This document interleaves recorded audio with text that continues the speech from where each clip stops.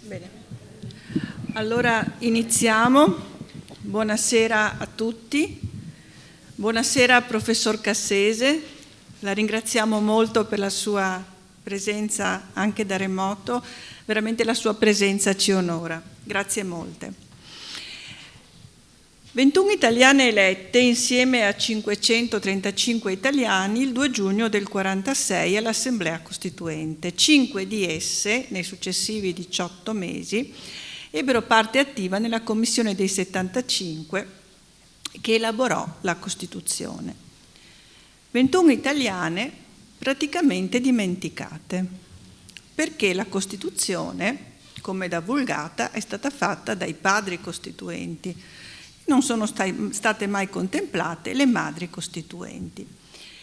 Eppure, leggendo le vite di queste donne, che Eliana Di Caro ci ha veramente restituito, e per questa ragione veramente la ringrazio di cuore, perché è stato emozionante leggere le loro vite, al di là di quello che hanno fatto in relazione alla Costituzione. Hanno avuto una vita personale molto intensa, hanno fatto politica, hanno dedicato la vita a un ideale, hanno anche pagato molto spesso per questo. Donne che hanno fatto la resistenza, che sono state arrestate, torturate, confinate, imprigionate, sono state messe in carcere per anni, sono state anche deportate.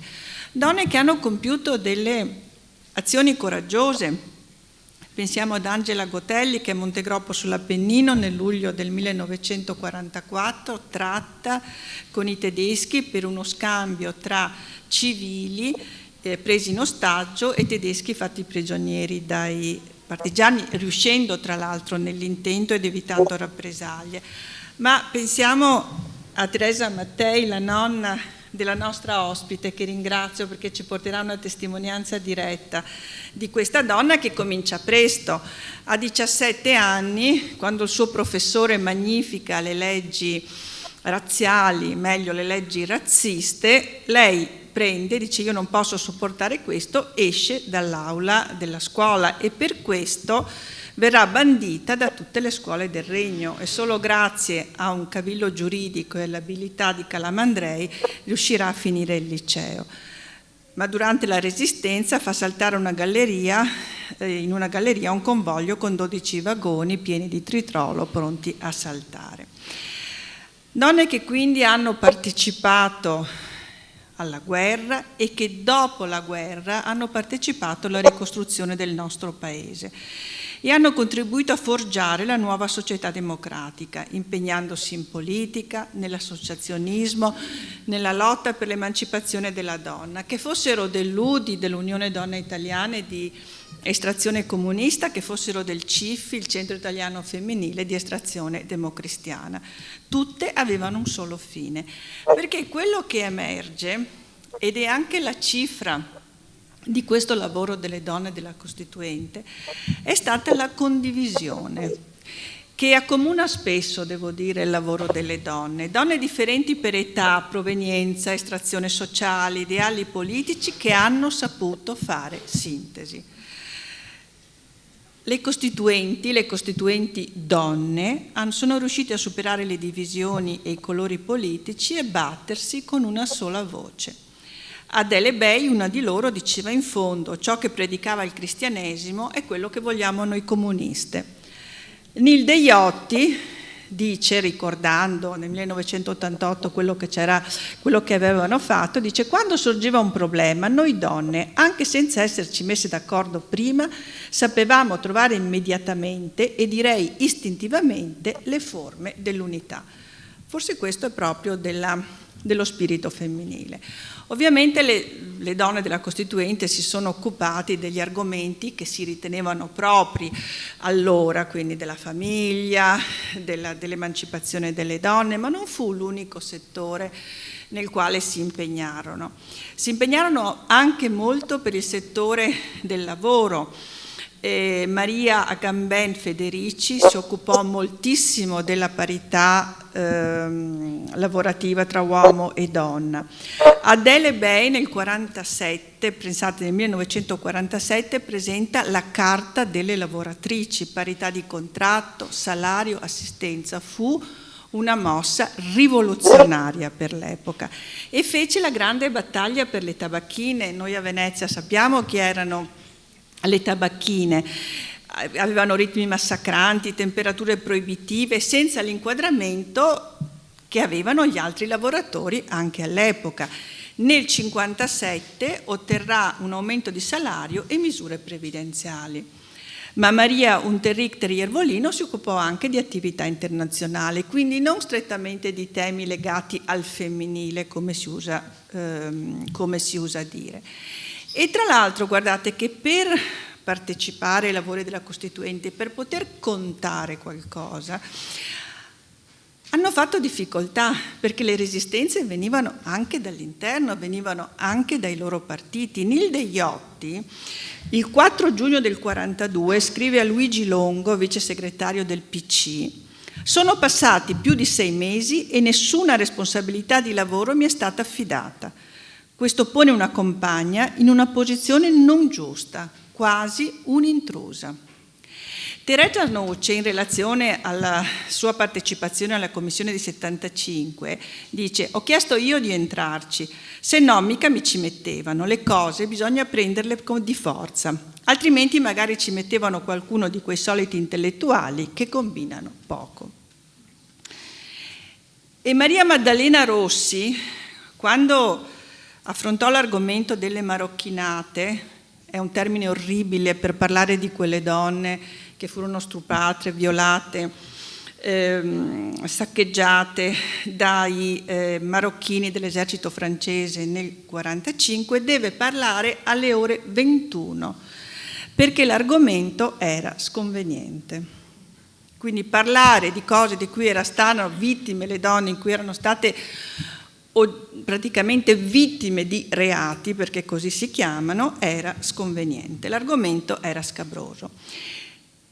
Il lavoro nella redazione della Costituzione è stato autentico e incisivo. Le donne non erano portatrici di volontà altrui o di volontà di partito, hanno fatto sentire le loro voci e le loro idee. Ma soprattutto sono intervenute nell'articolato della Costituzione. La Costituzione italiana è fatta di parole pesantissime. Ogni parola, ogni frase è stata soppesata, è stata oggetto anche di compromessi e di scelte ideologiche. Alcuni incisi di quella Costituzione, alcuni incisi fondamentali, li dobbiamo a queste donne.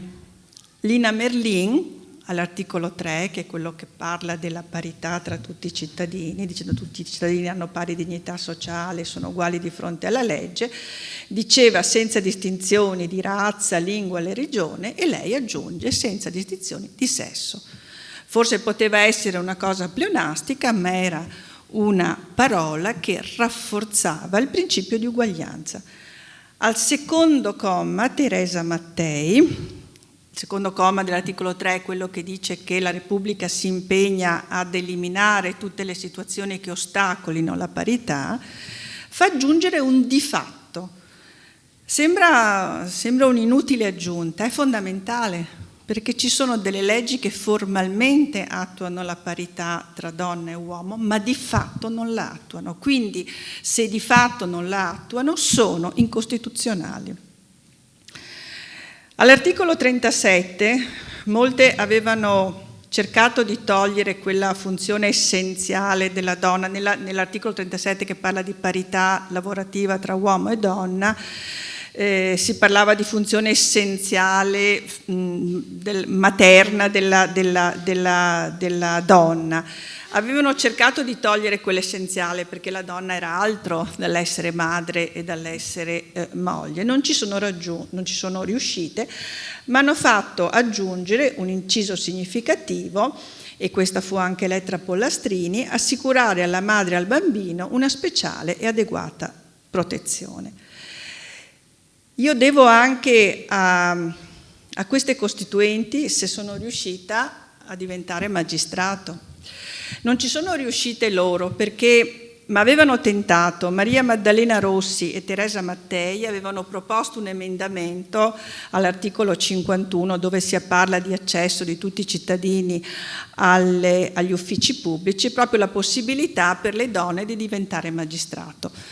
Posto a scrutinio segreto non passò, ma fu posto il problema.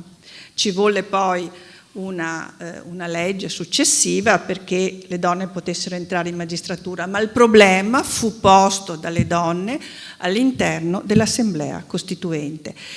E Maria Angaben Federici, quando dice che le modalità di accesso devono essere determinate, il primo testo diceva secondo le norme stabilite dalla legge, lei sostituì con quello meno vincolante, anche queste sembrano solo parole ma non lo sono, secondo i requisiti stabiliti dalla legge. Ringrazio quindi Eliana Di Caro per aver ridato vita a queste donne, narrandoci la loro storia e anche mettendo accanto delle testimonianze di chi le ha conosciute. Ringrazio quindi anche Sara Muzio, che è la nipote di Teresa Mattei e che dicevamo prima ha passato molto tempo con la nonna. E anche grazie ai primi difficili passi di queste donne, alla loro capacità e alla loro determinazione, che è stata costruita la nostra Repubblica. Grazie e buon incontro.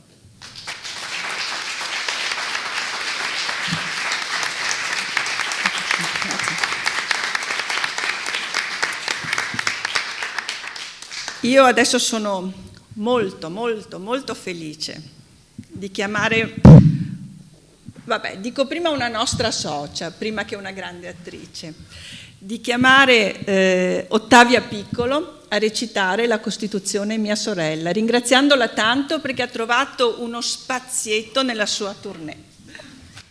Grazie. Buonasera.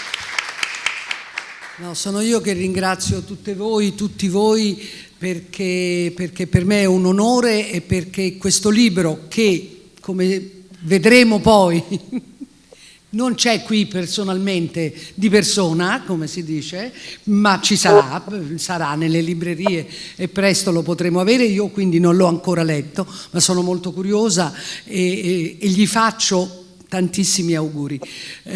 Allora, questa cosa che io ho scritto è una piccolissima cosa, l'ho scritta molti anni fa, nel 2011, in altri momenti storici, dove c'era qualcuno al capo del nostro governo che aveva delle mire sulla Costituzione e quindi l'ho fatta di getto.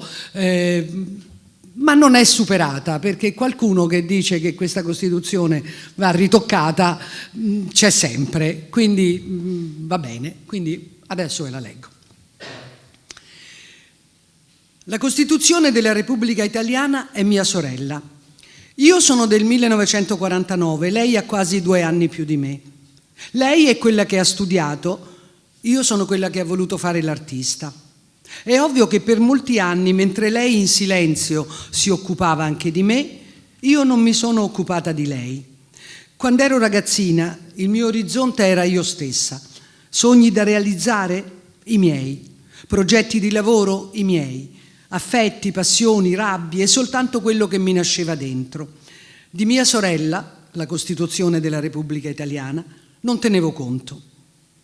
Dio come la sentivo complicata, formale, con tutti i suoi titoli e quegli articoli e i principi fondamentali e la prima parte, diritti e doveri dei cittadini, e la seconda parte, ordinamento della Repubblica. Ecco, sentivo allora, quando ero ragazzina, uscire dalla radio i nomi di molti di quei signori e signore che erano stati padri e madri costituenti, per dire Bonomi di Vittorio, Nilde Iotti, Teresa Noce, Teresa Mattei, Dominedò, Dossetti, Finocchiaro Aprile, Vittoria Tito Manlio, Oscar Luigi Scalfaro, Zaccagnini, Angelina Livia Merlin. E non capivo bene cosa avessero a che fare con me, in che misura il loro lavoro politico c'entrasse con la mia vita. Poi succede che si invecchia, si acquista consapevolezza, si abbassa un po' la cresta e ti accorgi che chi sta nella storia è invecchiato meno di te, è più fresco di te, ha più energie di te. Mia sorella, la Costituzione della Repubblica Italiana, oggi è molto più giovane di me. È pimpante, validissima, per nulla affaticata del lavoro svolto, quel lavoro che io nemmeno vedevo e che invece ha dato sostegno alla mia vita, alla vita dei miei cari, ha disciplinato la mia e l'altrui libertà, ha guadagnato al mio paese il rispetto delle altre genti. Che dire, quando avevo 20 anni certo non guardavo con occhi d'amore chi di anni ne aveva 40 o 50. Oggi che ho girato la boa dei 70, trabocco d'amore riconoscente per chi allora, prima della mia nascita, mise in cantiere con equilibrio, perizia e ragionevolezza mia sorella, la Costituzione della Repubblica Italiana. Li guardo con gratitudine e allarme, perché più passa il tempo e più ci sarebbe bisogno di loro. Tanto è montata l'onda di chi, anziano corruttore o giovane senza pudore, pensa di entrare nella storia umiliando le libertà dei suoi concittadini.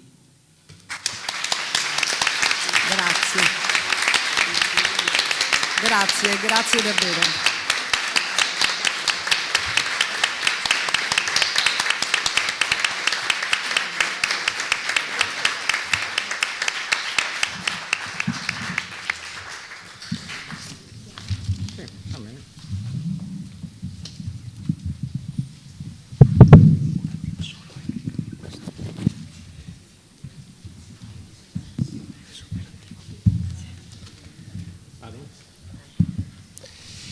Buonasera a tutti, mi chiamo Alessandro Baschieri, sono un giornalista del gruppo RCS, mi occupo delle pagine locali del Corriere nel Nord Italia, in particolare in Veneto, al Corriere del Veneto, di quale sono vice direttore.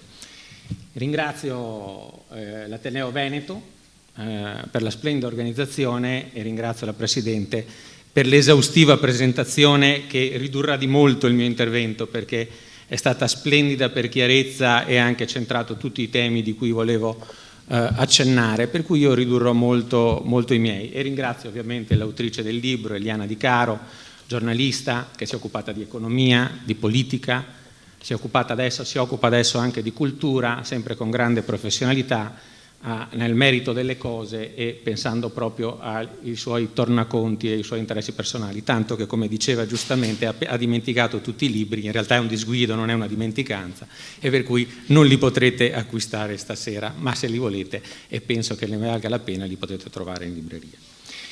Allora, come ha detto la Presidente, questo è un pezzo di storia dimenticata. Un pezzo di storia dimenticata, lo dice anche Emilio Gentile nella prefazione, ricordiamo al massimo 2-3 nomi e non dobbiamo vergognarcene. Nilde Iotti sicuramente, perché oltre a essere stata una figura importantissima nello sviluppo della storia del Partito Comunista, è stata anche la compagna di Togliatti, è stata soprattutto la Presidente della Camera per 13 anni e anche in tempi abbastanza recenti. E poi Lina Merlin, che ha fatto tantissime battaglie per i diritti dei cittadini, per la parità fra uomo e donna, ma viene ricordata chiaramente perché ha messo fine all'epoca delle case di tolleranza. Le altre sono per lo più diciamo dimenticate, non dagli storici, magari non dal professor Cassese, che è un intellettuale a tutto tondo, ma diciamo così anche dalla gente comunque adulta e colta. Perché sono dimenticate? Beh, sicuramente perché il dopoguerra è uno dei pezzi di storia meno studiati. Io ho studiato qui intorno a Santa Maria del Giglio, al vecchio Dipartimento di Studi Storici. I libri di scuola, o più che i libri di scuola, i programmi di scuola non arrivano quasi mai al dopoguerra, ci fermiamo sempre molto prima. E purtroppo le persone adulte che hanno vissuto da protagoniste quella epoca, oggi sono sempre meno, perché 30 anni negli anni del 47 sono sempre meno. E quindi questo è un vulnus, e questo dà merito, dà forza, ed è anche motivo del perché Eliana viene chiamata così spesso a parlare di questo suo libro, dà forza, dicevo, all'idea di tirarle fuori da questo oblio generalizzato. Dei tratti comuni ha già parlato molto la Presidente. Emergono a visione d'insieme questi tratti comuni, anche se in realtà il libro è fatto in maniera completamente opposta. Il libro sono 21 ritratti appassionati, singoli, biografici, che alternano una ricostruzione storica e bibliografica a, diciamo così, un'aggiunta di testimonianze personali e di ricerca, e qui viene fuori anche il lavoro del giornalista, che in realtà è la prosecuzione di un lavoro dello storico. Il giornalista è chi non si rassegna, vuole aggiungere qualcosa, capire qualcosa di più, e quindi per questo Eliana ha cercato delle persone vicine, anche per raccontare queste donne straordinarie dal punto di vista personale, umano, del carattere, che poi è il tratto dominante. Il tratto dominante perché per fare politica bisogna fare uno sforzo, immedesimarsi nei tempi. Per fare politica in un mondo di uomini, ricordiamo che erano le prime donne a entrare in Parlamento, già oggi si parla di parità di fatto che manca, figuriamoci all'epoca. Il fatto che potessero essere elette era già una grande conquista, il fatto che potessero in realtà fare politica attiva da protagoniste non era per nulla scontato, e quindi ci arrivano caratteri forti, forgiati per esempio nella Resistenza. Ha citato alcuni episodi.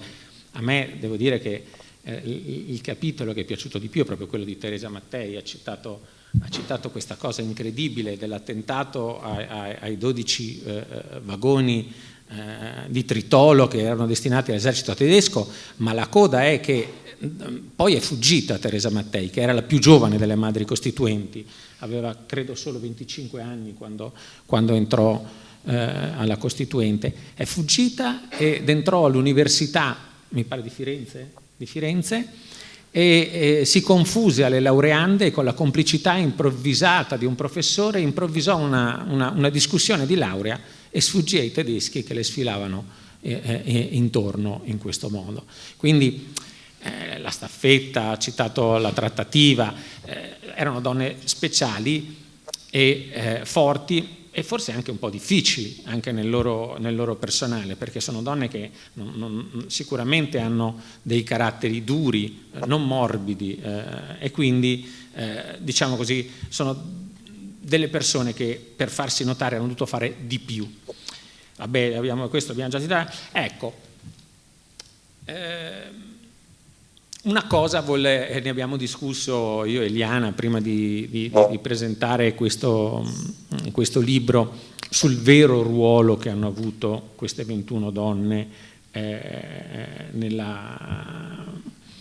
diciamo così, nella Costituente. E io avevo notato che soprattutto le prime, l'eccezione di Teresa Noce, di Nilde Iotti, che hanno partecipato a commissioni sui lavori economici, ma la maggior parte si occupavano di parità, la maternità, i diritti dei figli, i diritti dell'assistenza. E io subito ho detto, guarda, le hanno elette, ma comunque... E lei mi ammoniva, sì, ma non le sottovalutiamo, perché bisogna considerare il periodo storico, e questo è vero.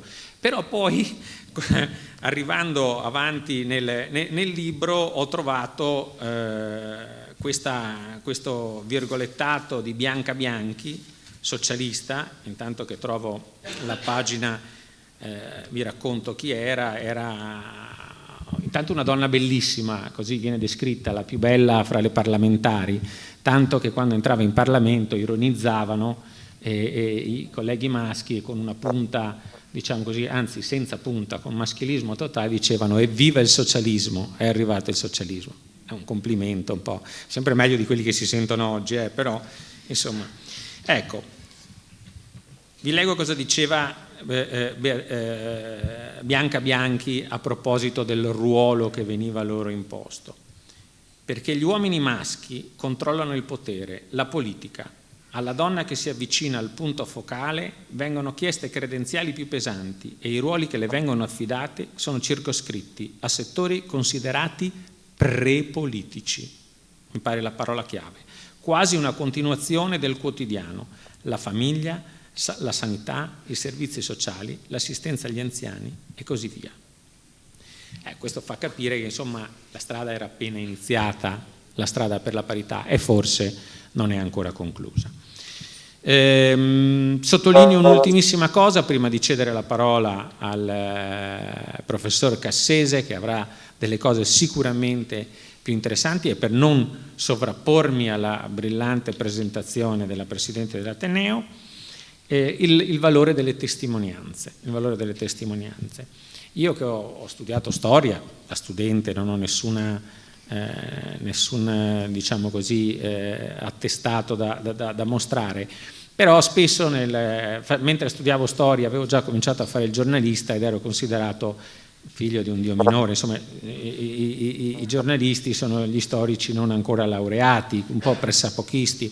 Io credo che devo spendere una parola a favore del nostro mestiere, che io ho fatto perché ho studiato storia, come scrivo nel mio profilo Twitter, per capire il presente, e siccome non mi è bastato ci riprovo da giornalista. Devo spendere una parola. In realtà noi cerchiamo sempre di aggiungere qualcosa e di provare a farlo, chi con più, chi con meno equilibrio. Del lavoro di Eliana ho apprezzato in particolare Eliana Di Caro, ci conosciamo da tanto tempo, io la chiamo per nome, ma insomma ho apprezzato il fatto che lei non si è rassegnata alla ricostruzione storica, pure faticosa, bibliografica, ma ha cercato di aggiungere qualcuno, e con grande fatica ha cercato le testimonianze, trovando quella che sentiremo fra poco di Sara Muzio, la nipote di Teresa Mattei, e quindi aggiungendo qualcosa, perché io penso che un pezzo, un libro vada letto quando aggiunge qualcosa che non sappiamo, e sicuramente questo libro aggiunge. Io mi fermo qua, cedo la parola al professor Cassese e magari la riprenderò per fare qualche domanda all'autrice ed eventualmente dopo l'intervento del professor Cassese per ricoinvolgerlo nei nostri dubbi, che sicuramente avrà modo di chiarirci le idee. Professore, le cedo la parola. Grazie, e spero che la mia voce si senta. Noi tutti sappiamo che la Costituzione italiana è stata quasi il frutto di un miracolo, perché dopo 20 anni di chiusura del nostro paese, improvvisamente, nel giro di un anno e mezzo, il paese è riuscito a darsi un ordinamento costituzionale che era ed è all'avanguardia nel mondo. E questo, secondo me, fu un miracolo. La cosa interessante, ma in senso negativo, è che gli studi sulla storia, cioè sulla formazione della Costituzione, da un po' di tempo erano fermi, nel senso che storici, giuristi, politologi, come dire, non si sono più interrogati sul modo in cui si è formata la Costituzione, chi erano i costituenti, quali erano le idealità che essi in qualche modo portavano avanti. Ed è per questo che io ho apprezzato in modo particolare questo libro di Eliana Di Caro, perché con questo libro riprende quota, diciamo, la storiografia sulla Costituzione italiana. Due caratteristiche principali di tipo metodologico sono importanti. Primo, questo libro è uno dei primi studi prosopografici sulla Costituzione italiana. Voi sapete che la prosopografia è un pezzo della storiografia che si interessa dello studio dei personaggi storici. Ora, studi prosopografici sui nostri costituenti sono pochissimi. Solo su alcuni di questi noi sappiamo qualche cosa. Questo secondo me è il primo merito, diciamo, tra gli studi della nostra Costituzione di questo libro. Il secondo merito è che questo libro ha sfruttato una metodologia della storiografia che si chiama oral history, storia orale, cioè ha utilizzato testimonianze di persone che sono state legate ai protagonisti, in modo da raccogliere dalla viva voce di queste persone degli elementi che non si possono raccogliere né dalla documentazione né ovviamente dalla viva voce dei protagonisti stessi, perché questi sono morti. Quindi una raccolta di testimonianze relative a singole persone.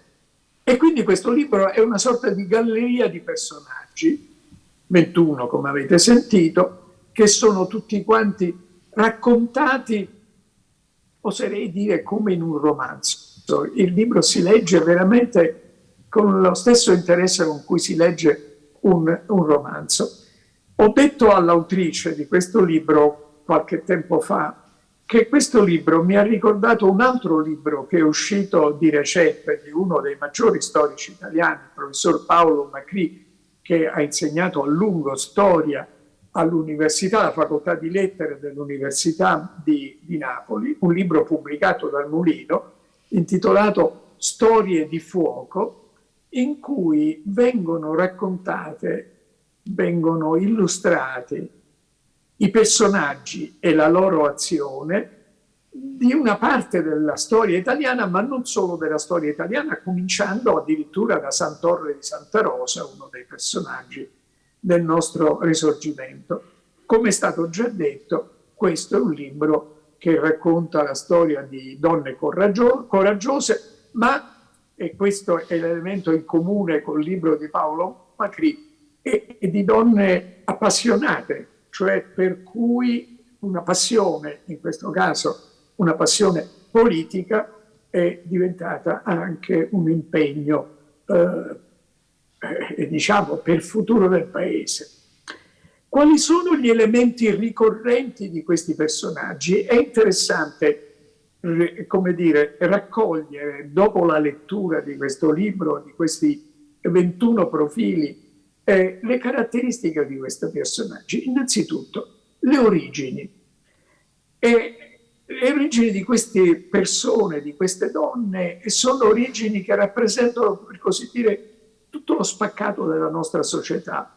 Si va da persone che appartengono all'alta borghesia a persone di provenienze molto umili o persone provenienti dalla media borghesia, con una prevalenza di queste due seconde categorie.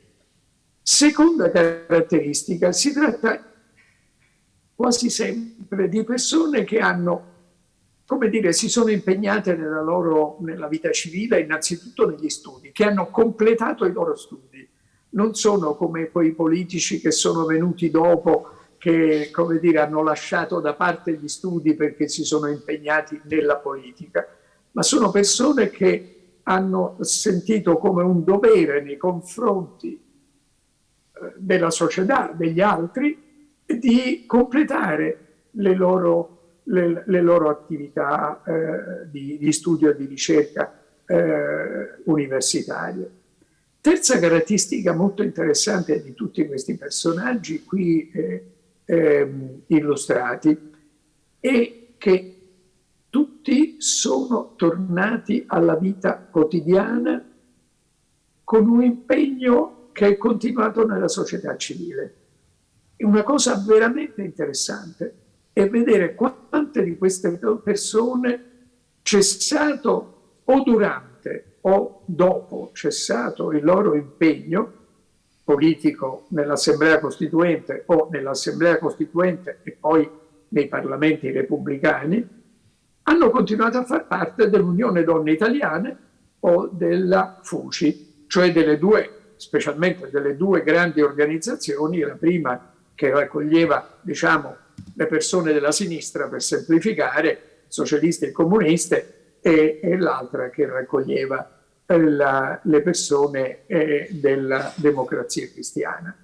E l'ultima caratteristica ricorrente è il grande numero di insegnanti che si trovano tra queste donne.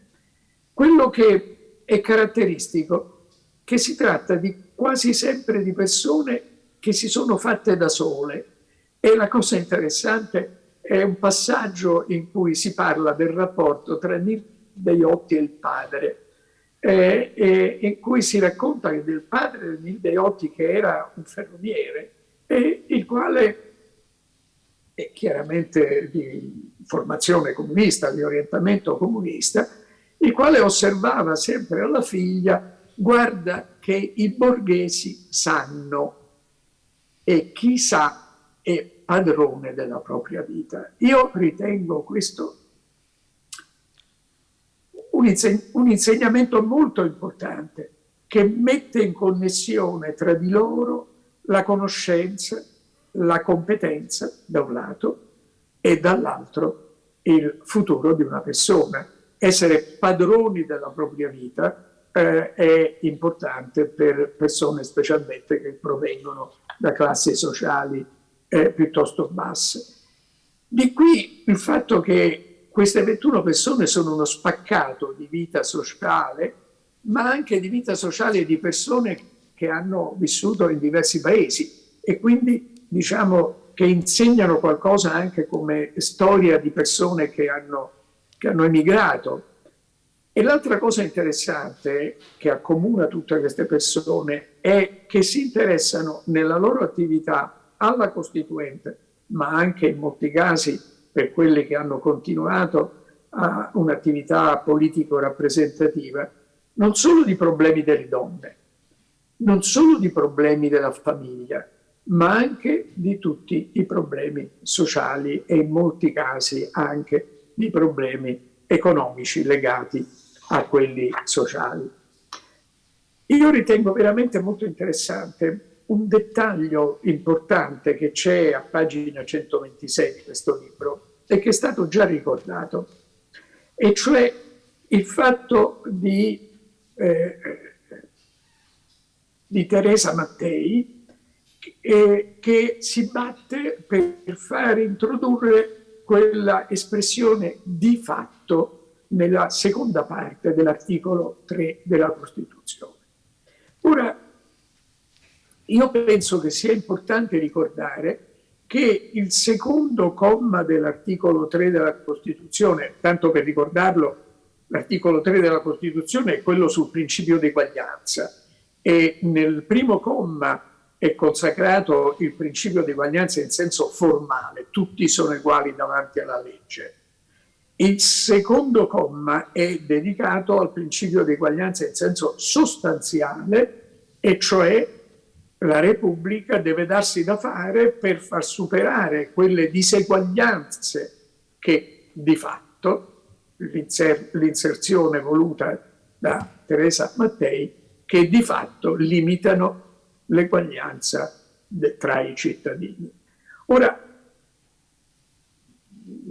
io credo che la storiografia sulla nostra Costituzione sia d'accordo su una conclusione importantissima, e cioè che il secondo comma dell'articolo 3 è la prefigurazione di una nuova Costituzione, cioè è la prefigurazione di una futura Costituzione nella quale c'è diciamo, lo sforzo della Repubblica di modificare le istituzioni, perché le istituzioni modificano le condizioni delle persone. Tanto per darvi un'idea, la legge sulla scuola media del 62 è un contributo in questo senso. È un contributo in questo senso la legge del 79, quella che prevede la pensione sociale. Sono un contributo in questo senso la legge del 78 che istituisce il Servizio Sanitario Nazionale, perché innanzitutto le differenze tra le persone, al di là dell'eguaglianza in senso formale, derivano da che cosa? Derivano dalle condizioni di salute delle persone, c'è chi si può curare e chi non si può curare. Derivano dalle conoscenze, dal livello di istruzione, derivano dal lavoro, c'è chi può lavorare e chi è disoccupato, e derivano infine dal grado di protezione sociale, quello che noi chiamiamo la pensione, no? Ecco, nel secondo comma dell'articolo 3 è consacrato questo principio di eguaglianza sostanziale, e l'aver fatto inserire da parte di Teresa Mattei quell'espressione di fatto sottolinea questo aspetto che io sto indicando, e cioè che la Costituzione formale contiene un programma per modificare la Costituzione materiale della società e quindi contiene in sé, in nuce, un'altra Costituzione. E questo è un punto che fu rilevato da Piero Calamandrei in uno dei discorsi che fece subito dopo l'approvazione della Costituzione. E l'altra cosa interessante di questi personaggi, di queste donne che sono qui segnalate, è il cursus honorum che loro hanno fatto, il percorso che hanno fatto sia nella politica nazionale, ma anche politica locale. Notate questo fatto, come dire, di non ritenere una diminuzione il fatto di impegnarsi poi nella politica locale, oppure nell'attività sociale, per esempio nella scuola. Per così dire, questo libro è quindi un libro sull'antifascismo visto da un punto di vista della storia della società. Ma io non posso terminare senza fare un rilievo fondamentale che dice qualcosa da un lato sul grande progresso che ebbe diciamo, l'allargamento del suffragio, che si chiamava universale ma non era universale perché non comprendeva le donne, e diciamo, il rapporto tra elettori ed eletti. Vi voglio ricordare alcune cifre. I componenti dell'Assemblea Costituente, del totale dell'Assemblea Costituente, erano 556, di questi 21 donne, tutti gli altri maschi. Ma quanti erano gli elettori? Ora, gli elettori furono donne 12.998.131 e uomini 11.949.056. Il che vuol dire che, messo in percentuale, questa Assemblea Costituente fu costituita da 3,7% donne, mentre il corpo elettorale era costituito dal 66% di donne. Ecco, diciamo, quindi il voto alle donne che fu dato per la prima volta per le elezioni politiche nazionali nel 1946 fu una rivoluzione, ma fu una rivoluzione che dette un successo veramente molto limitato. E questo sottolinea una cosa che è stata notata da uno dei proponenti del secondo comma dell'articolo 3, per l'esattezza da un costituente ombra, perché la formulazione originaria del terzo comma del secondo comma dell'articolo 3 è di Lelio Basso, però con contributi di Amintore Fanfani successivamente. Però chi lo suggerì, chi lo scrisse materialmente fu Massimo Severo Giannini, e Giannini ha scritto poi un articolo che era stato capo di gabinetto del ministro per la Costituente, che era Pietro Nenni, cioè il leader del Partito Socialista. Ha scritto poi un articolo che dimostra quello che diceva la Presidente della Terra Veneto iniziando. L'articolo era intitolato La lentissima attuazione della Costituzione repubblicana, perché questa è la verità. La Costituzione repubblicana è stata una grandissima promessa, ma questa promessa ha avuto una lentissima attuazione, così come c'è stato un enorme décalage, come ho cercato di dimostrare, tra il numero degli elettori donne e la rappresentanza costituita da donne all'interno dell'Assemblea Costituente. Veramente molte grazie a Eliana Di Caro, è stata veramente molto brava a scrivere questo libro.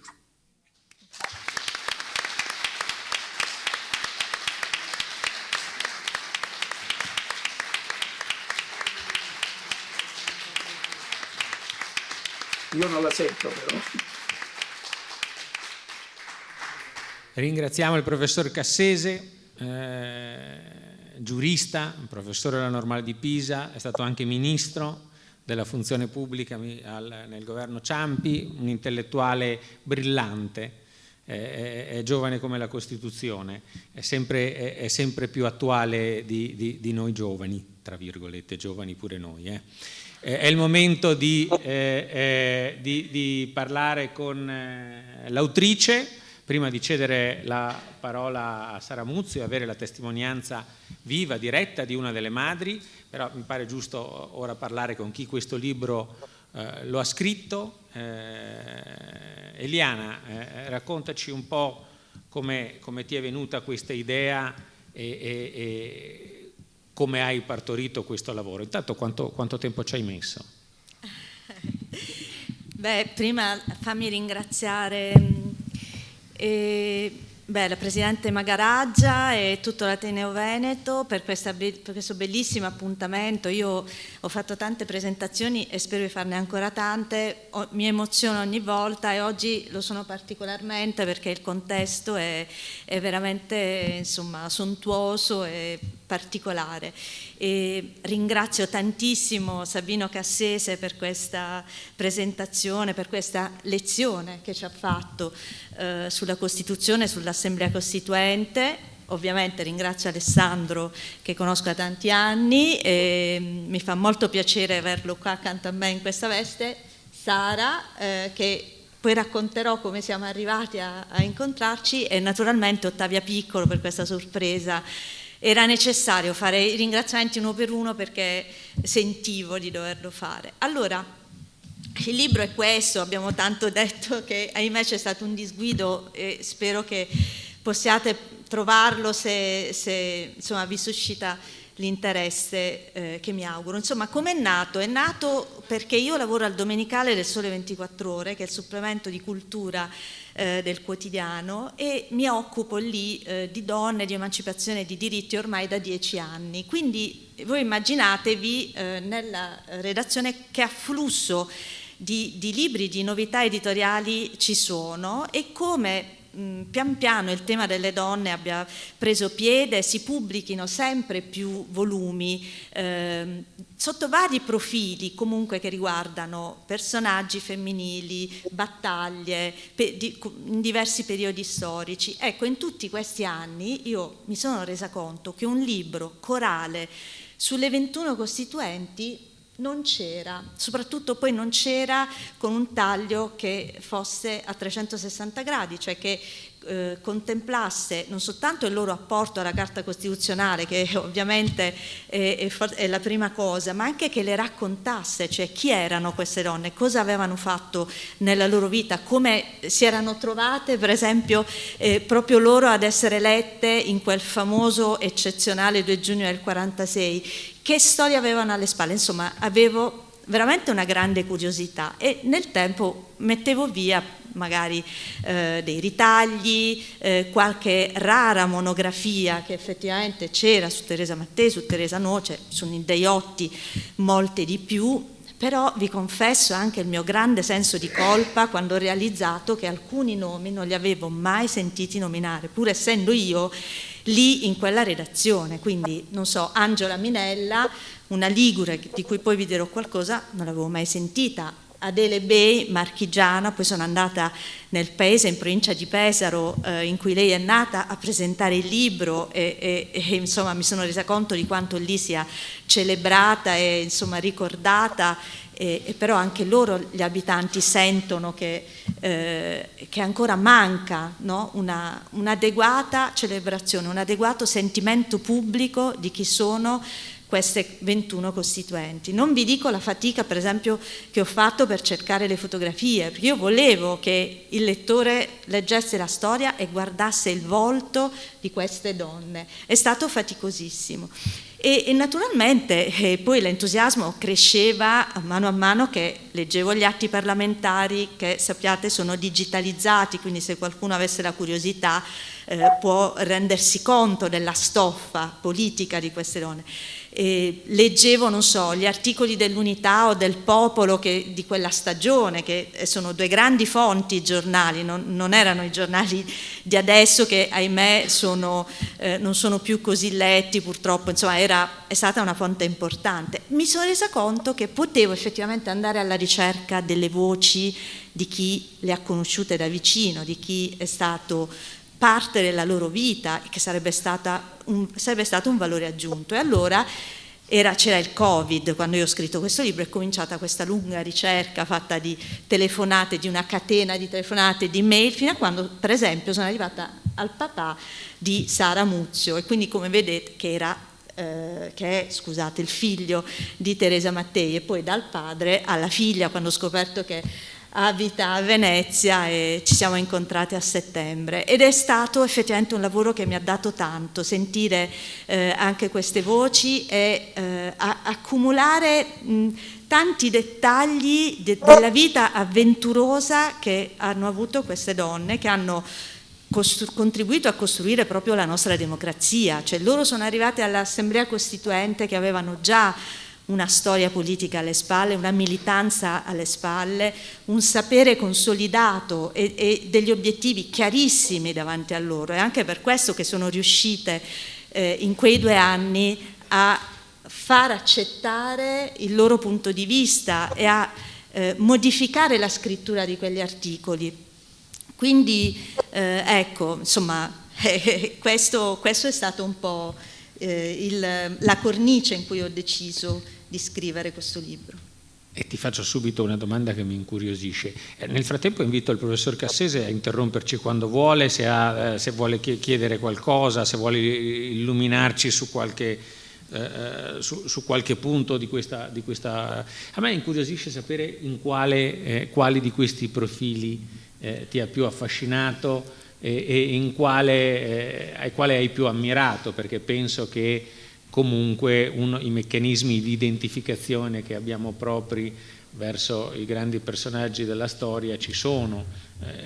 Qual è il personaggio? Allora è una domanda che effettivamente non può non essere fatta, me la fanno sempre, ed è sempre difficile rispondere, perché lo so che suona banale dire tutte hanno qualcosa. Adesso poi arrivo a parlare magari di una che non sarà Teresa Mattei, perché non voglio togliere nulla a Sara, anche se la vita di Teresa Mattei è una vita da film, e io spero che lo facciano un film su di lei, magari su tutte e 21, no? Ormai fanno delle fiction su qualunque personaggio femminile, speriamo che anche loro diventino un soggetto.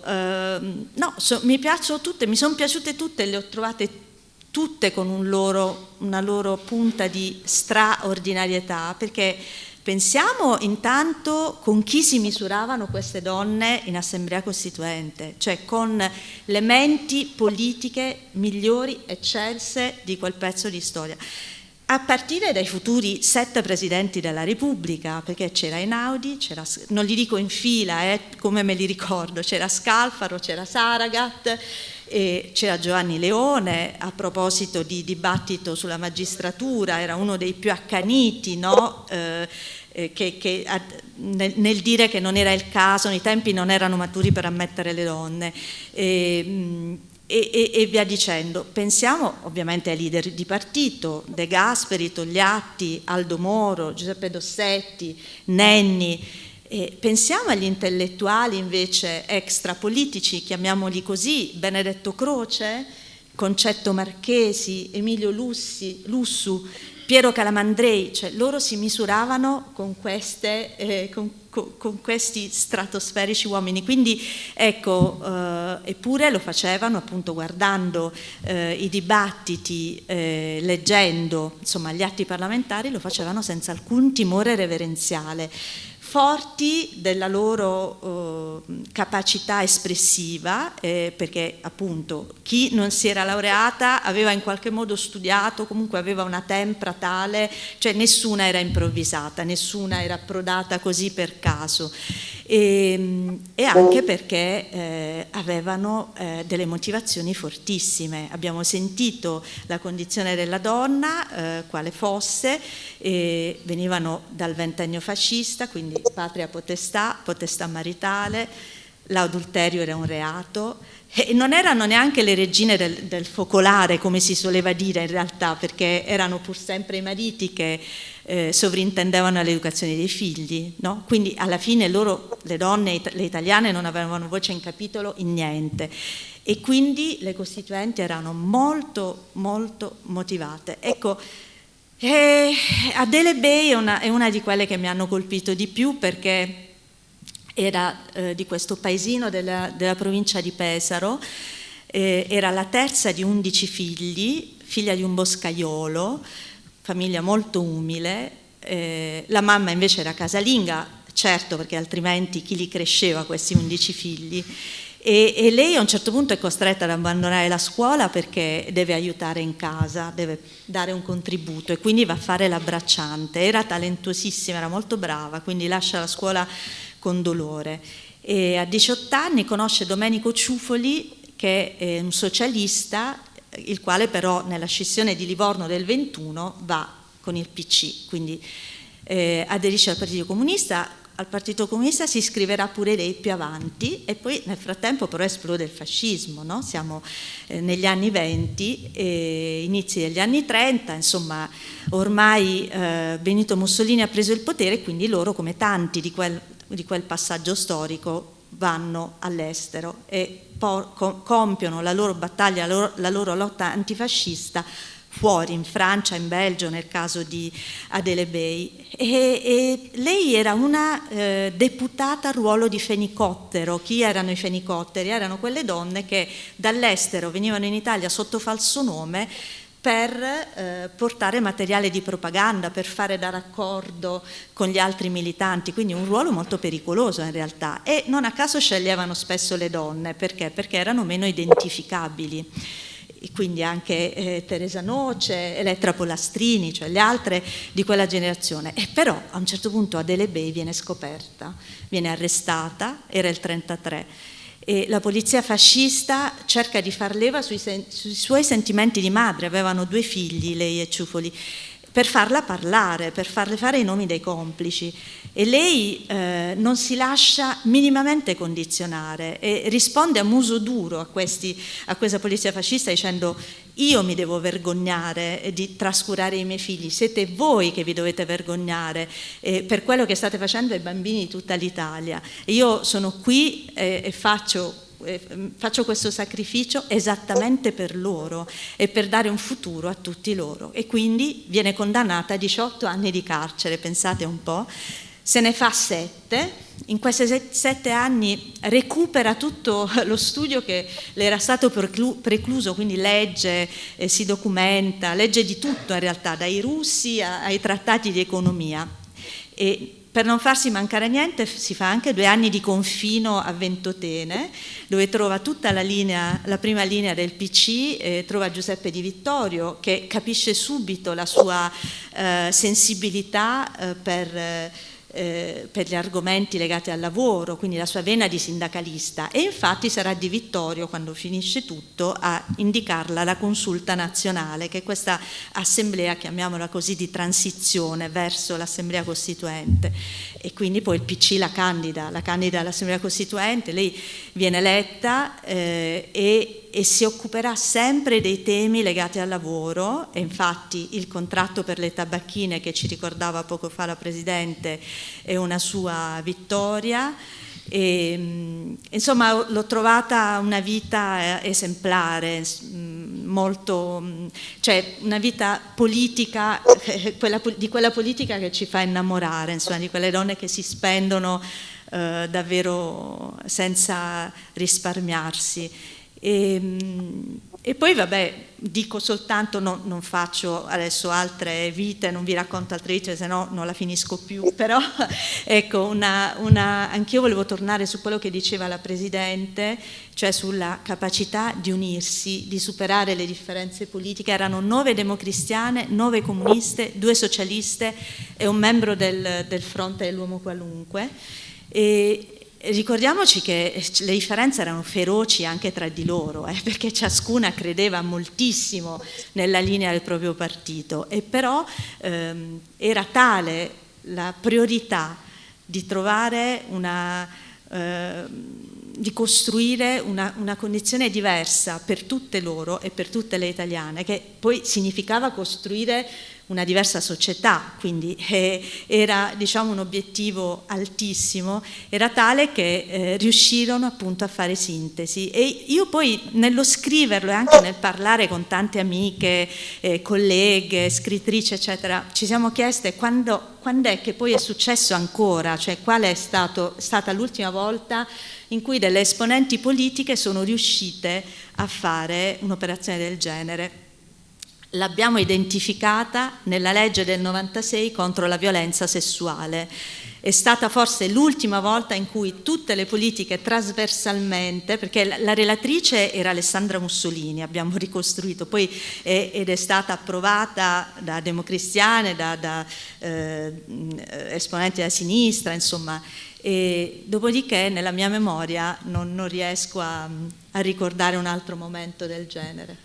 Hanno inventato l'asse bipartisan molto presto e poi è stato troppo presto abbandonato.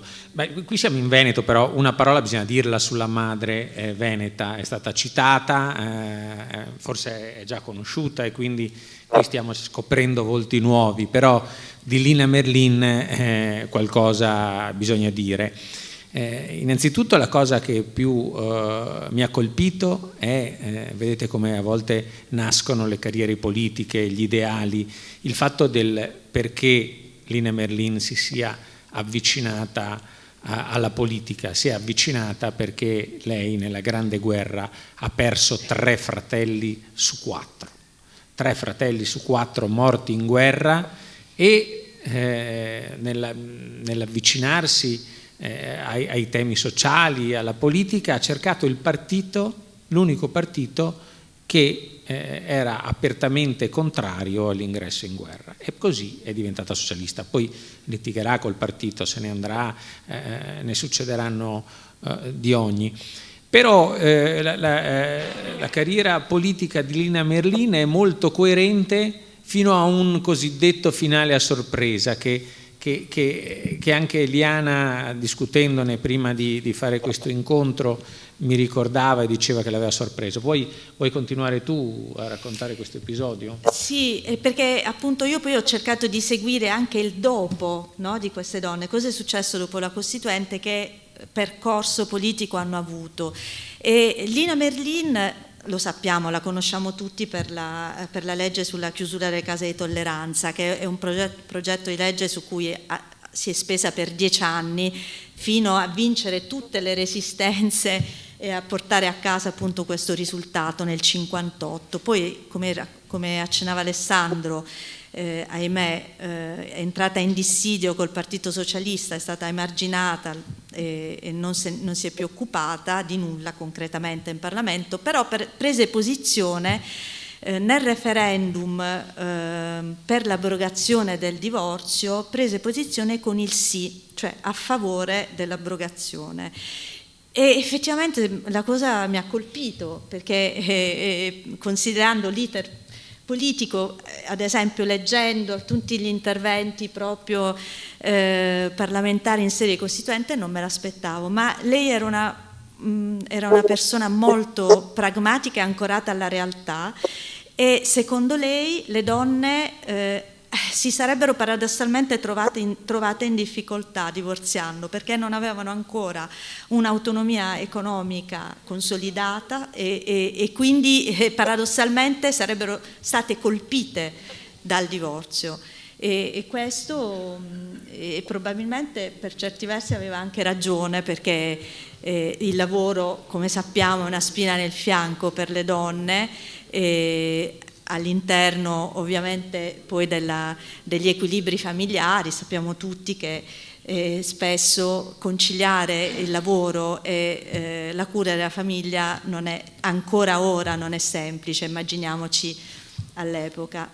Ma ecco, Il personaggio di Lina Merlin mi offre il destro di dire che purtroppo tante di loro poi sono rimaste sole, sono state abbandonate dai loro stessi partiti, quei partiti per cui si erano spese così tanto, tra cui anche Teresa Mattei, ma anche Teresa Noce. Poi la 6 Teresa Noce è rocambolesca, no?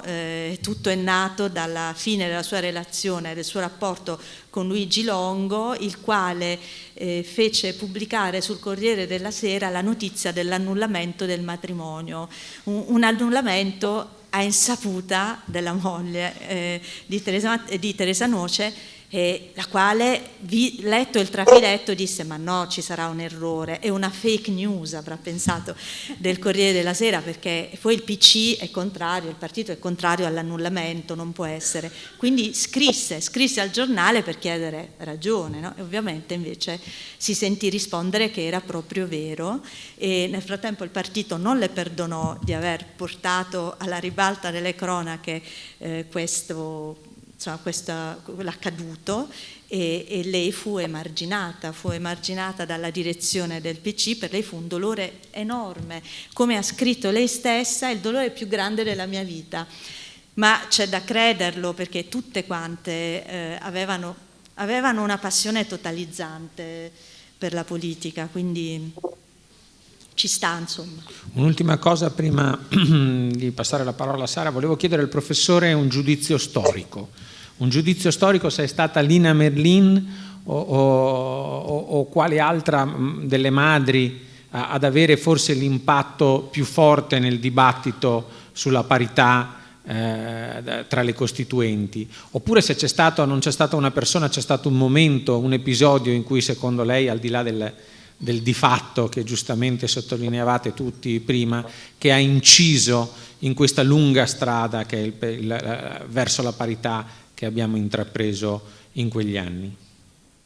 Ma guardi, io credo che sia stata fondamentalmente il lavoro di un gruppo di persone. Come giustamente sottolinea Eliana Di Caro nel libro, c'è stata una coerenza della loro azione che è andata molto al di là delle differenze politiche che c'erano tra le varie parti. E il solo fatto che ci fosse quella enorme distanza tra il 66% e il 3,7% che ho menzionato prima costituiva un megafono alla loro voce. Si capiva chiaramente che loro rappresentavano una parte maggioritaria del paese e rappresentavano una parte minuscola dell'Assemblea Costituente. E secondo me questo ha dato una forza straordinaria alla loro azione.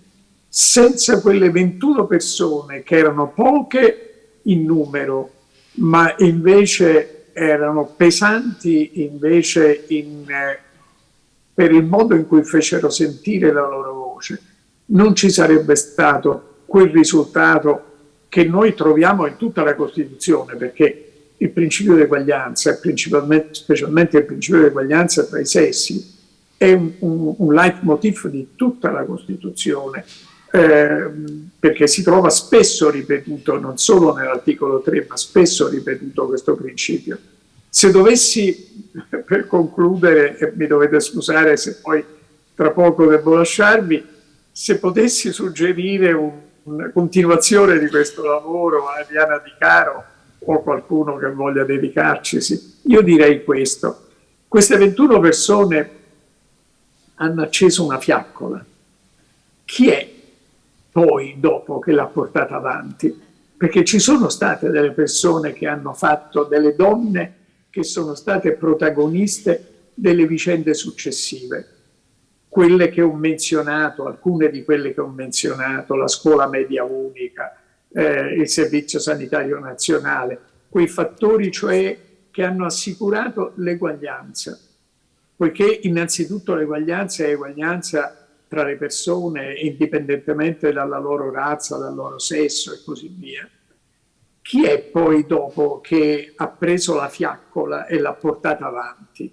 Questa secondo me è una domanda molto interessante e secondo me anche su questo potrebbe essere sperimentata la metodologia della storia orale e la metodologia della prosopografia, perché bisogna prendere singole persone e, specialmente in quei casi nei quali queste persone sono ancora vive, interrogarle e non perdere l'occasione dell'essere loro vive per assicurarsi una testimonianza della loro attività. Grazie. Professore, abbiamo già il titolo, il titolo ce l'ha dato Ottavia Piccolo. Il prossimo libro si chiamerà Le sorelle della Costituzione, mi pare già fatto. Volevo... Prego? Allora la salutiamo, visto che ha annunciato che se ne deve andare, e la ringraziamo ancora e inviterei la platea a un nuovo applauso.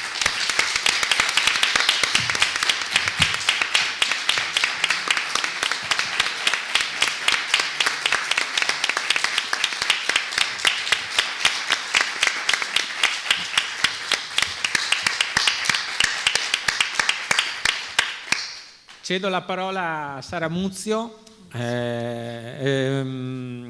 momento sicuramente importante.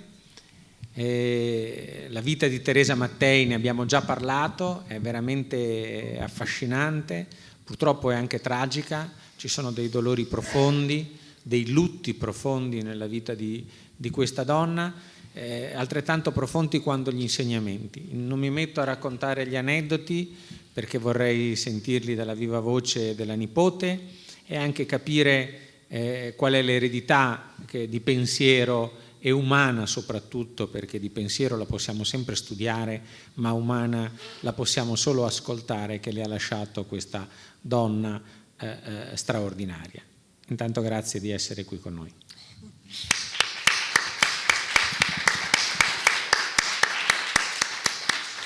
Grazie mille e grazie all'Ateneo Veneto di questo evento e di questo invito. Come veneziana di recente adozione è molto emozionante per me essere qui, e grazie a Eliana di questo bellissimo libro e del bellissimo capitolo su mia nonna. Teresa Mattei, che noi in famiglia abbiamo sempre chiamato Chicchi,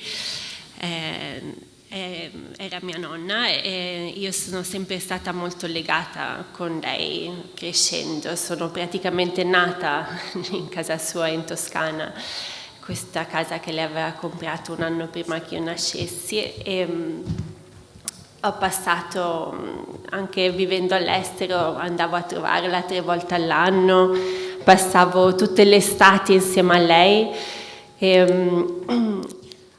Queste storie sono sempre state parte presente della mia infanzia, dalla più tenera infanzia. Io non mi ricordo un momento quando non sapevo della mia nonna, delle vicende che aveva vissuto durante la guerra, durante la Costituente. Facevano parte veramente del nostro quotidiano. E non solo quello, ovviamente era una donna molto speciale, una donna con cui andavamo a passeggiare nei campi, mi insegnava i nomi delle piante, mi cantava i canti popolari, i canti della Resistenza, i canti delle mondine.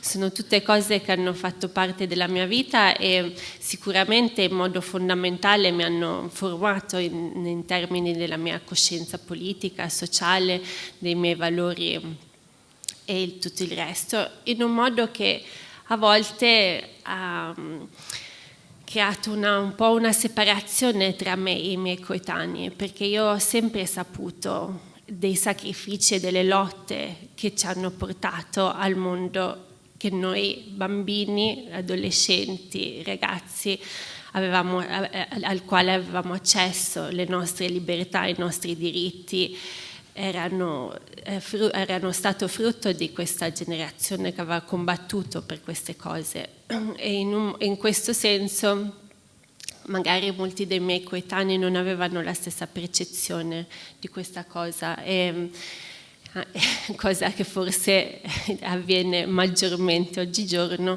in quanto questa generazione che ha vissuto questa esperienza sia della guerra sia della costruzione della nostra Repubblica, della nostra democrazia, è in via di sta sta scomparendo, diciamo. Per esempio si è parlato dell'importanza dello studio, della cultura in tutte queste presenze di queste donne, dei costituenti, di queste menti brillanti che hanno tanto discusso e si sono tanto ravvicinati e confrontati per trovare diciamo, l'articolazione della nostra democrazia. In questo senso, un piccolo dettaglio, per l'occasione di stasera mi sono messa questa spilla, che è stata un regalo della mia trisnonna, Teresita Coduri, menzionata nel libro di Eliana, alla mia bisnonna, Clara Friedman, in occasione della sua laurea. E dalla bisnonna Clara Friedman a mia nonna, Teresa Mattei, in occasione della sua laurea piuttosto drammatica, come è raccontato nel libro e come ci ha raccontato. Sì, perché se non sbaglio è stata riconosciuta come vera laurea, sì, tanto sì, brillante è stata assolutamente, la presentazione. È stata la sua presentazione di laurea poco tempo dopo questa esplosione che purtroppo ha preso la vita a questo amico carissimo di mia nonna, che era il compagno di battaglia di quel giorno. E da mia nonna mi è stata regalata a me in occasione della mia laurea. Questa cosa dello studio, della cultura, non è mai stata una cosa che, cioè, dalle generazioni che hanno dovuto combattere e vincere questi diritti e questi accessi, è sempre stata una cosa preziosa, un dono, non un dono, una cosa combattuta, una vittoria che quindi è un bene prezioso tramandato da generazione in generazione.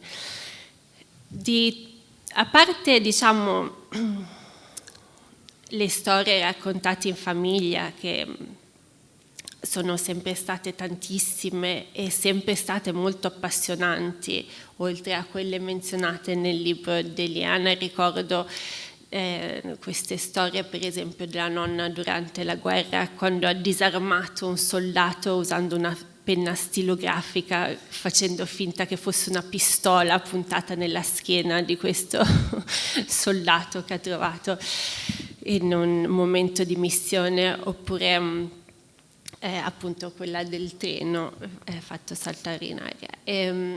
A parte questo, nel circa 2007 siamo andati a Roma con mia nonna, mia madre e un documentarista inglese a filmare tutta una serie di interviste tra mia nonna e altri personaggi della Costituente.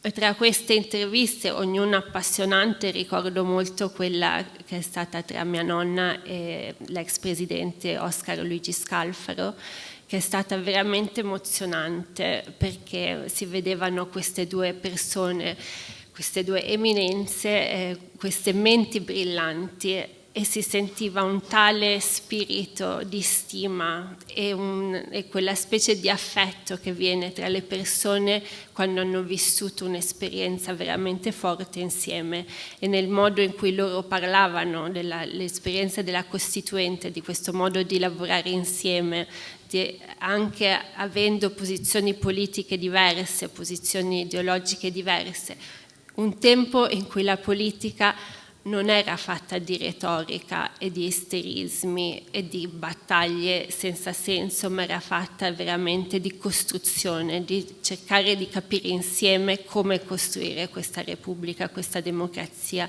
come ricostruire questo Paese in un'ottica nuova, e raggruppando tutti questi interessi, individui e queste esperienze, perché ognuna delle persone che ha partecipato appunto veniva dall'esperienza della guerra, e questo senso di umanismo e di senso di non di dovere, ma di questo impegno incredibilmente forte, che andava al di sopra agli interessi personali, andava al di sopra di anche queste differenze politiche, secondo me è stato veramente forte, e questa lettura di La Costituzione è mia sorella mi ha fatto molto sorridere, anche questa parte della Costituzione essendo giovane, perché quando appunto abbiamo fatto questa intervista tra mia nonna e Oscar Luigi Scalfaro, non c'era, era nel 2007, quindi avevano già la loro età, non c'era assolutamente presenza di anziani in questa stanza. Le persone che avevamo di fronte erano persone piene di vigore, di passione, a cui gli brillavano gli occhi, e vedevi veramente questi giovani, queste persone impegnate, e ancora non era cambiato nulla in loro. E ho visto mia nonna, che comunque è sempre stata una persona con molta verve, sbocciare ancora di più di fronte ai miei occhi. E come ultima cosa volevo dire che appunto credo le testimonianze personali raccolti da Eliana sono anche molto importanti, perché a volte nella serietà del discorso politico si perde alcuni aspetti delle personalità di queste persone, che comunque ha fatto molto anche nella loro capacità di coinvolgimento delle persone che gli stavano intorno. E una cosa che le persone che hanno conosciuto personalmente mia nonna tutte sappiamo è che era una persona estremamente divertente, molto giocosa, molto scherzosa, che raccontava tantissime barzellette, molte delle quali credo che avesse inventato lei stessa, molto surreali alcune, e le raccontava impassibile, con una faccia da sfinge, ma quando si metteva a ridere anche lei pareva una ragazza, aveva una risata da ragazza ancora. E ricordo in particolare uno scherzo che ha voluto farmi quando io ero piccola, abitavamo a Parigi in un appartamento. Lei era venuta a trovarci, ha sentito che saliva l'ascensore, ha pensato che dovevo essere io che tornavo dall'asilo, e è venuta fuori e si è messa a quattro zampe pronta a farmi un agguato nel momento in cui uscissi dall'ascensore. Si sono aperte le porte, ovviamente non ero io. Un nostro amico, anche lui in visita, si è trovato di fronte all'onorevole Mattei a quattro zampe pronta all'agguato. E questo aspetto è una cosa che appunto fa parte della presenza e del carisma che lei aveva.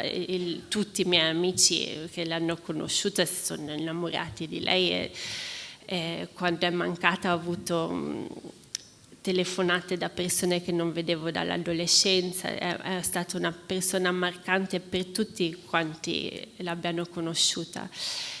E penso che questa verve e questo spirito era proprio suo, innato. Lei l'ha riversato nella resistenza e nella politica, perché quelle erano le cose necessarie in quel momento, ma non è stata la politica a risvegliarlo in lei, era una cosa che lei portava con lei ovunque andasse e di qualunque tema lei si occupasse. E quindi ecco.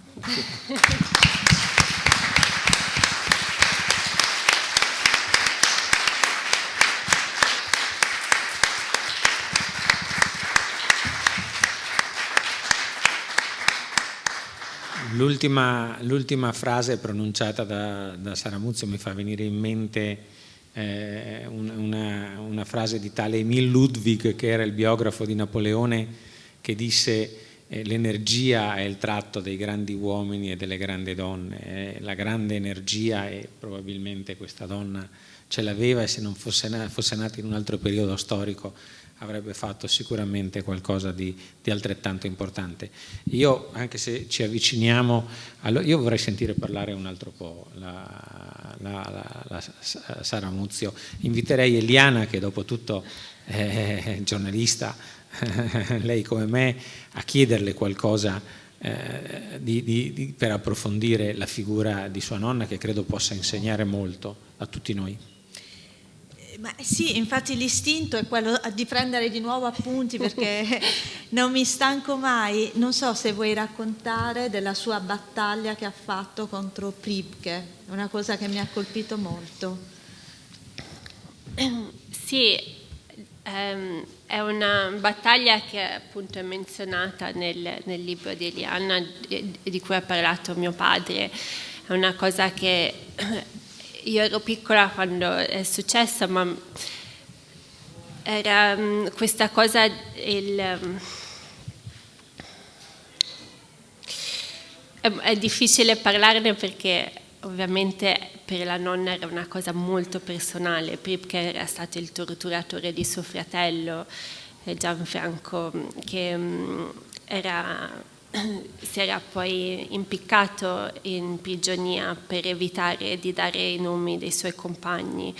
Quindi era una cosa che questa campagna ha preso molto di mia nonna, diciamo.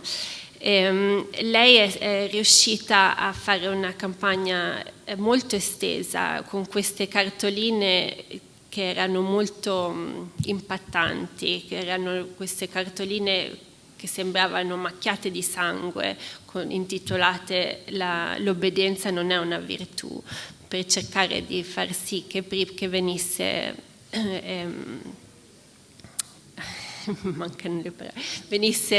processato in un tribunale civile e non militare. E c'è riuscita, infatti Pripke ha avuto l'ergastolo, e questa cosa appunto della responsabilità personale di ognuno per le azioni compiute durante la guerra, e anche questa è una cosa che è rimasta molto con me, nel senso che non è che uno può nascondersi dietro un'istituzione.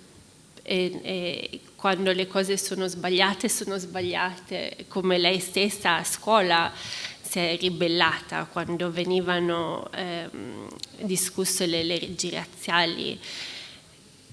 Lei non ha potuto stare seduta ad ascoltare queste cose, e dando, diciamo, il suo tacito consenso ha dovuto uscire dalla classe. Quindi ovviamente questa cosa della responsabilità era una cosa molto forte per lei.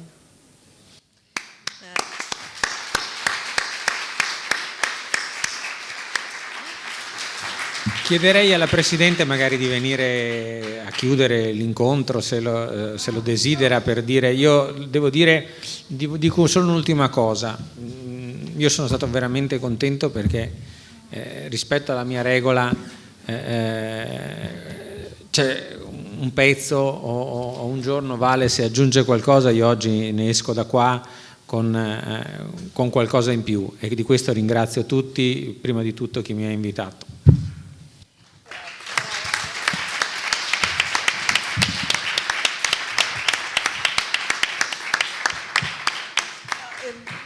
Non vorrei chiudere, ma chiudo in realtà con le parole di Teresa Mattei, che ha detto nel 1996, dopo che qualcuno qualche anno prima era sceso in politica.